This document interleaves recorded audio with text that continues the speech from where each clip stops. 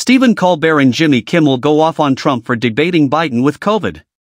As Stephen Colbert has explained to his Late Show audience before, he has spent almost all of 2021 trying his best not to talk about former President Donald Trump. But no matter how hard you try to avoid him, he said on Wednesday night, his name keeps coming up. The latest story Colbert couldn't ignore comes from The Chief's Chief, the new book by former White House Chief of Staff Mark Meadows, who reveals that Trump actually tested positive for COVID-19 3 days before his September 2020 debate with Joe Biden, and not after as he had previously claimed. Who could have known that he might have been positive at the debate that Tuesday? Colbert asked before cutting to a clip of him suggesting just that in a clip that aired on The Late Show after Trump was hospitalized a few days after the in-person event. You can't go wrong when you bet on the former president lying, he added. Later, Colbert noted that while Trump took one negative test result as full permission to press on as if nothing happened, Meadows instructed his staff to treat the president as if he was positive. So no touching him, no getting close to him, avoid him unless absolutely necessary, the host said. A strategy the CDC calls the Melania.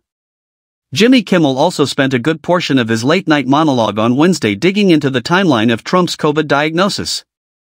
And he called out Fox News directly for letting Trump participate without showing a negative test on the day of the debate. Fox should not have let him debate, Kimmel said. Joe Biden is 143 years old and debate moderator Chris Wallace is no spring chicken either. He said they were relying on the honor system. You might as well rely on the Dewey Decimal System. Have you met Donald Trump? Of course Typhoid Harry wanted to debate anyway. If you do the math on the COVID, it means Trump had it at that little soiree he threw for Judge Amy Coney Barrett, after which at least 8 people who were there tested positive, the host added. I wonder whose tiny hand they all shook at that party. But the thing that enraged Kimmel the most was the way Trump then tried to blame his own COVID diagnosis on the Gold Star families who he met with after we now know he had already tested positive.